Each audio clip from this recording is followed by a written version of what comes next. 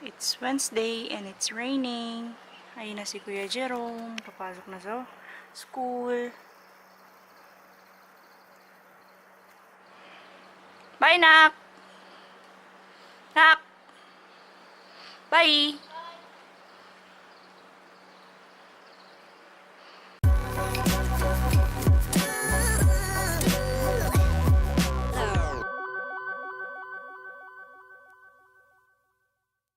So, ayun guys, hindi na siya nakapag-absent. Nagising kami ng maaga, ginamit namin yung malakas na alarm. Nagulat yung, ang lakas-lakas. Tsahang yung baon ni Titoy sa school today. Tapos, yung ulam ni Papa para mamaya is nagluto ako ng itlog. Pero ito, niluto niya to kagabi. Ano to yung bagoong na may itlog. Hindi ko alam po anong tawag dyan. Ito yung itlog niya na niluto ko. Nilagyan ko ng sibuyas dahon, tapos kamatis. Tapos niluto ko lang sa apoy na tawag niyan? Mahinang apoy, tapos tinakpan ko. Ayan na siya. So, yan yung breakfast ni Papa. Mamaya po yun niya. Ito pala yung sulat-sulat ni Titoy sa school. Yung practice niya ng kanji sa school. Not bad. Okay naman siya. Pero dito, yung first niya ata to Tapos ito second. Ayan. Pero okay na rin. O, diba?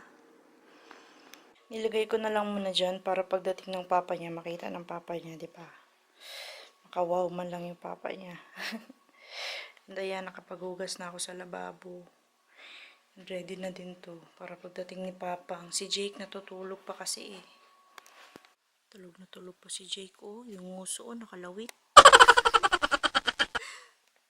Pinapanood namin ni Papa yung na-share ng YouTube 2 years ago. And gustong ko magpagupit ng ganyang buhok. Kaso lang isinusumpa ako ni Kuya Jerome pag ganyan kaiksi yung buhok. Ayun yung maiksi yung buhok ng mama niya.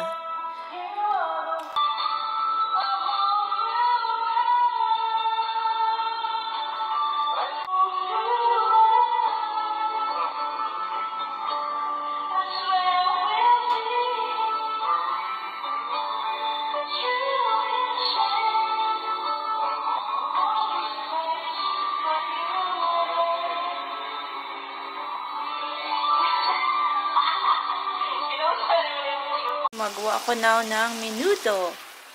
Ayan. Mga ingredients para sa menudo. Maghapon na umuulan. Hindi ko alam kung bakit umuulan na ngayon. January pa lang. Dapat wala pang ulan ngayon Mag-uulan pa lang mga March. Pero ngayon umuulan-ulan na siya. Kasi dapat ngayon ice pa yung inuulan niya. Yuki pa. Kasi alam ko, February pa talaga super lamig dito. Yan siguro yung dahilan ng global warming. Hindi naman malamig, pero ganito ko ginawa kasi kaliligo ko lang. Nagluluto kasi ako, mangangamoy na naman yung buhok ko. Kung kumain ng kutsinta, so gusto kong gumawa. And guys, kung gusto nyo palang subukan yung kutsinta recipe ko, ilalagay ko na lang sa description box below. I-try nyo, masarap siya. And hindi na kailangan ng lye water. Kung nandito kayo sa Japan, mahirapan kayo maghanap ng lye water. So, hindi ako gumagamit ng lye water sa kutsinta ko. And madali siyang hanapin yung mga ingredients. Minsan nasa Filipino store lang din. And minsan namang sa mga Brazil na store, ganyan. Madali lang hanapin yung ingredients. Kaya i-try nyo. Lalagay ko sa description box below. Kunti na lang, malapit ng malito. Wala. Dapat ba may green peas ito? Walang green peas Pwede na to. Napalambot ko na lang yung carrots tsaka yung patatas. And we are done. Tchanan! Hindi ko na masyadong pinaano yung sabaw. Kasi mahilig si Jerome sa sabaw Ayan. Para magsabaw-sabaw siya. Tulog na si Jake at saka si Papang.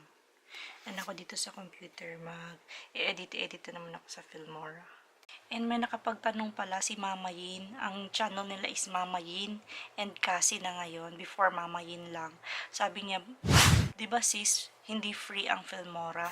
Opo, hindi po free ang Filmora, pero marami po kayong makikita na crack codes para ma-download nyo siya, tapos may nagbibigay ng mga yung parang email, tapos registration na ganun, na pwede nyo ilagay dun sa Filmora para hindi nyo na siya bayaran. Yun, crack po yung Filmora ko, kaya wala po akong binabayaran na kahit magkano. Nag-download lang po ako, then nag-try ako ng mga codes nila. So, ayun, nakuha ko siya for free. Pati po yung mga presets, nakuha ko lang din po siya ng free. Pag nag-search kayo sa YouTube, marami po kayong makikita ng mga crack na Filmora, nagbibigay sila ng mga codes, ganyan, pati mga password, ganyan. Pero make sure lang, magbasa muna kayo sa mga comment section, kasi minsan, meron po mga viruses. Yun lang po yung parang, disadvantage, kasi makukuha mo siya ng free, pero pag hindi ka nag-ingat, magkakaroon ng virus yung, computer mo. And ako, hindi ko alam kung anong site yung kinuhaan ko ng crack ng Filmora ko, kasi nakalimutan ko na. Pero ayun, pati mga presets ko, sinesearch ko lang sa YouTube. Meron talagang mga YouTuber na nagbibigay ng free na mga software, ganyan. Pati password and humilig bigla si Papa. Password, tsaka yung mga, basta para sa registration ng Filmora, nagbibigay sila. Yun, kaya yung sa akin, free lang yun. Kasi crack. For me, hindi advisable yun. Kasi, di ba parang pirated CD yun siya. Pinipirata mo yung produkto, pero for now, wala akong pera pambili ng Filmora. Ang mahal-mahal po ng Filmora, kaya dun muna ako sa crack. And okay naman siya, parang same lang din dun sa nagbayad ka. Yun nga lang, yung parang chances na makakuha ka ng virus dahil sa pagda-download. Yun lang yung parang downside doon. Ginamit ko muna dito yung parang ring light ko dati ito eh. Pero hindi talaga to siya ring light, guys. Para lang itong lamp na circle lang siya. Pero dati ginagamit ko siya as a ring light. And maganda rin naman kasi siya for kasi LED yung ilaw. Kaya yun yung ginagamit ko dati pag nagme-makeup ako. Tapos nung nakabili na ako ng ring light, ginawa ko na yung sa likod ko na lang siya, yung backlight ko na lang siya sa likod. And mas mura kasi yan, nabili ko lang yan sa second hand for 1,000 yen. Yun. And maganda naman yung quality ng product. Para siyang ring light na maliit. Kaya yun yung ginagamit ko dati pag nagme-makeup ako. Yan. Sobrang helpful sa akin yan dati. Sobrang naka-help.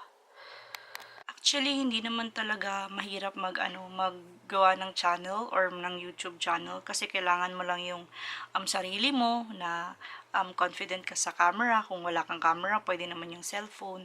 Kasi dati iPhone 6 lang yung gamit ko. Sabi ko nga kay Sis Jack doon, kay Sis Jackie Happy in Japan, na yung dati gamit ko lang is iPhone 6. Doon ako nag-i-edit, doon ako lahat. Pati yung mga film ko, mga 7 months.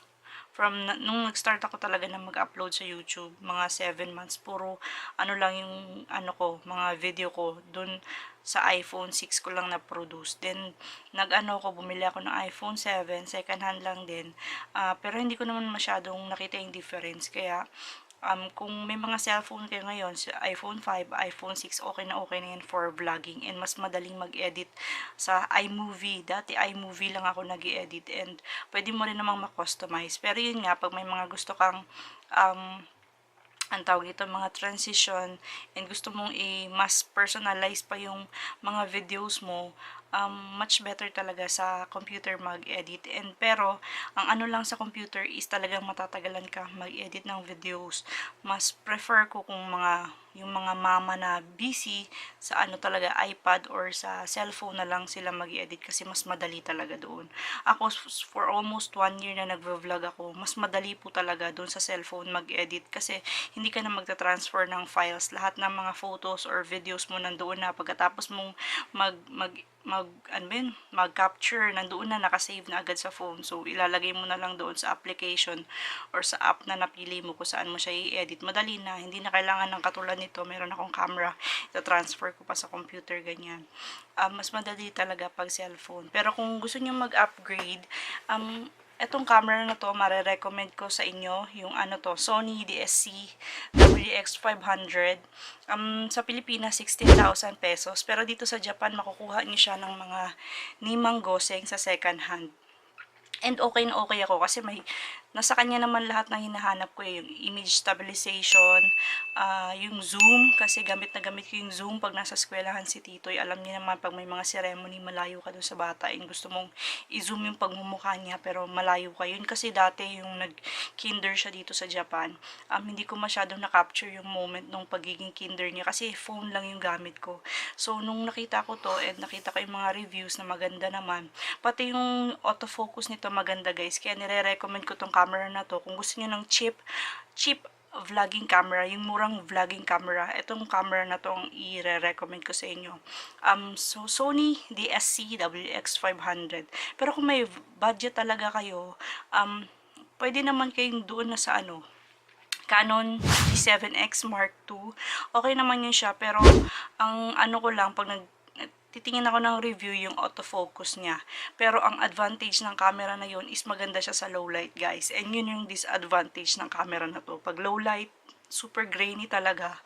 Yun, kaya syempre, mura lang siya. Meron talaga siyang mga disadvantage. Pero about sa yung stabilization, autofocus, at saka yung zoom, ano pa ba?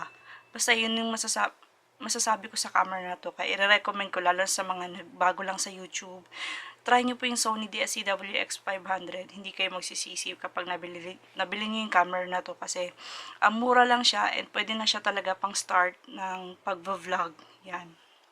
Tapos for editing, from this camera, pwede nyo naman po siyang i-transfer through Wi-Fi sa cellphone nyo. So, pag nag-video kayo now, meron kayong cellphone, meron siya kasing Wi-Fi. So, pwede nyo na siyang i-transfer sa cellphone. So, pag na-transfer na siya, diretso na, edit nyo na sa phone nyo. Kaya yun.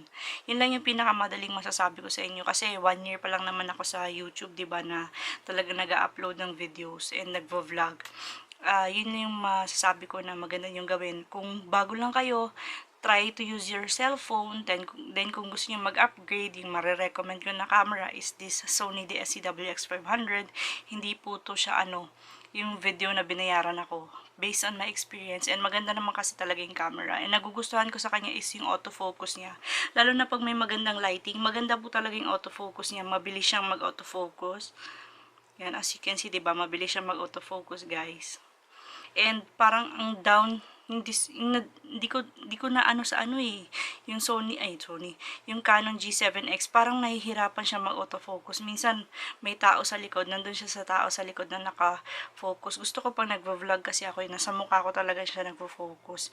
Minsan naman may ganung pangyayari pero hindi pa laging nangyayari. Yun yung nakita kong mga downside sa sa Canon G7X Mark II. And sana pag may lumabas pang isa, kunyari Canon G7X na Mark III or ano pa ba yun, yung mas higher sa kanya, sana yung autofocus nila tumaas din, yung para mag-level up din yung autofocus nila, kasi super maganda talaga yung Canon G7X Mark II.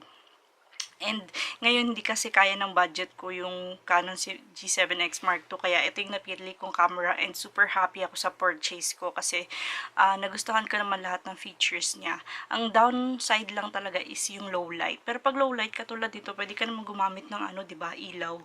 Yun. And may nagsabi sa akin kapag nasa low light ka, pwede kang bumili ng parang maliit na ring light. Yan, yung ganyan lang, kaliit. And yun, hawakan mo lang habang nagvo-vlog ka sa gabi. Pwede mo yung hawakan tapos mag-vlog ka. Wala nang talagang problema. Tapos, ang pinaka nagustuhan ko sa camera na to for vlogging is parang Canon G7X Mark II lang din siya. Kasi flip screen siya guys. As you can see, yan, flip screen. So, pag nag-vlog ako, kita ko yung sarili ko, diba? Ayan. So, parang ganun lang din. Okay naman lahat sa kanya. And flip screen din siya. Kaya, okay na okay. Nagustuhan ko talaga yung purchase ko. Sana naka-help sa inyo yung mga tips ko sa mga bago lang sa YouTube. Yung mga bago nagsistart mag-vlogging. And puputulin ko na yung vlog for today, guys. Kasi yun lang gusto kong pag-usapan today about sa vlogging, kung anong ginagamit ko, kung ano yung pang-edit ko, ano yung camera ko, ano yung masasuggest ko sa mga gustong mag-vlog or mag-umpisa sa YouTube.